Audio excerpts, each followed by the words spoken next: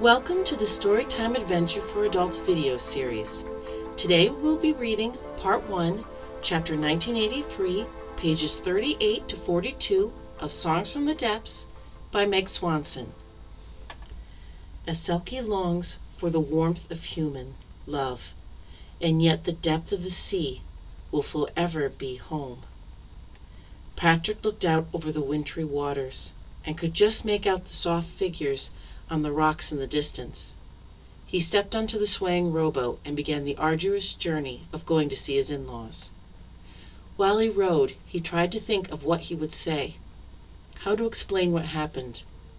Sooner than he had hoped, Patrick felt his boat scrape the rocky shore of the small island where Brin's family stood watch. Once he secured his boat, he turned to face them. The matriarch, Rill, scuttled over, and Patrick kneeled to face his mother-in-law. "Please, take off your coat. We need to talk." Rill tilted her head in understanding and shook off her snow-white skin as though it were nothing more than a hooded jacket. She stood to her full human height and folded the skin over her arm. "Where is my daughter?" "At home. Safe. Scared, but safe." "Are you holding her there?" Patrick knew that he had only honesty going for him here, so he replied, "I was, yes. But now I see, I understand. But something has happened." Rill put a hand to her mouth. "What have you done?" Patrick felt the last of his patience snap. "What have I done? What have I done? I have done everything you have ever asked." He reached into his jacket pocket and pulled out an empty pack of cigarettes, cursed and crushed it in his fist. "I let her come back to you every year, not knowing if you would finally convince her to stay with you, or maybe even force her to stay. I watch her put that damn skin on every year and dive into the sea and swim off with you, and I am alone. All the while wishing she would just stay with me. Be with just me. Well, you know what? I got my wish. She doesn't remember you now, and it's driving her insane." He had the whole clan's attention now. They started to flank Rill, ready to take out this human interloper without a second thought. Rill raised a hand, and the Selkies relaxed a little. She looked at Patrick and finally seemed to see all of his worry. Rill took a step toward him and asked him to take her to see Brin. Patrick shrugged. "For all the good it will do." With that he gestured her onto his boat. Glad to be home and free among the rocks and fish, and still longing for her fishermen at the shore, Brin rushed out of the house and clawed her way into Patrick's arms. "Where did you go? I was alone for so long. You know I don't like to be alone. Why did you leave?" Patrick wrapped his arms around his wife, at a loss for what to do. "I'm so sorry you were worried.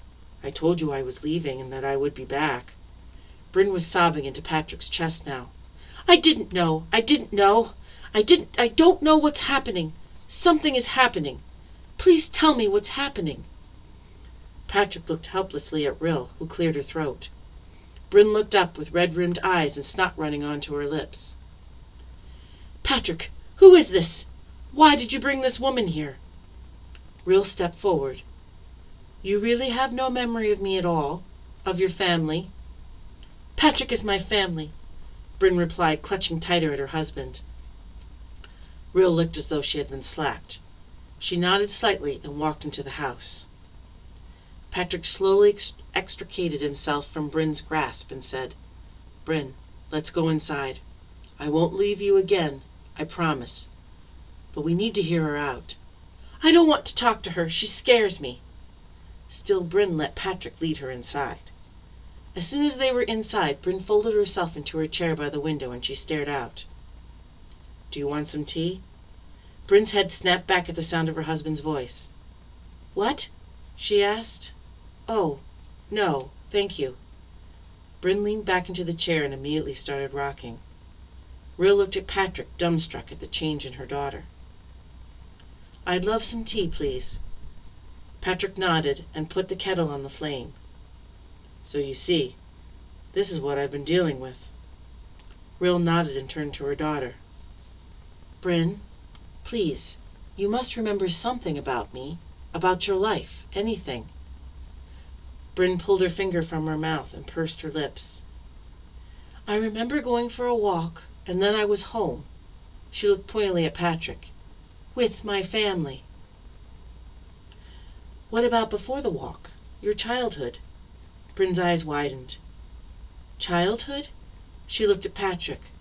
What is she talking about? You said you were my family, my life. Rill leveled a look at her human son-in-law. I'm sure he did, and he is. Now, but what about before? Brin shook her head and started rocking again, repeating, No, no, no, to herself before she started humming. That is new. Patrick turned and looked at Brin. What is that song? He asked her. Brin's humming got louder. It wasn't a tune that he recognized, but Rill had turned sheet white. Show me. Patrick set the cups of tea down on the table. Show you what? Show me where she walked. Why? Now. Patrick looked at Brin as he blew across the lip of his mug. I don't know where she walks. She told me she goes for these frost walks to say goodbye to the land and get ready for the winter and the waves. She takes the same walk every year, but she never lets me go with her. It's how she gets ready to leave. Maybe Brin remembers. Rill ignored her tea and leaned in front of her daughter. She laid her hands over Brin's and said, Please, can you show me where you walked that day? Brin lowered her head. I don't want to. Please don't make me go back out there. I need to know what happened to you, and I think I can figure it out if you show me. Patrick watched Brin as she stared down at their joined hands, and when she looked up, Patrick knew that Brin had started to remember. I'll take you. Though she only proclaims his virtues, Selkies will never believe that a man, any man, will respect their traditions. This was Part 1, Chapter 1983, pages 38 to 42 from Songs from the Depths by Meg Swanson. Next week we will continue reading from that chapter. If you can't wait until then to hear how the story goes, feel free to purchase the book at www.megswanson.me. To learn more about this video series and the Humanities Evolution videos, feel free to visit my website at www.reneeannhughes.com.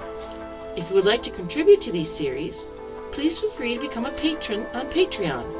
Details for joining are on my website, and also please subscribe to this YouTube channel so you won't miss any new videos. Goodbye, and thanks for listening.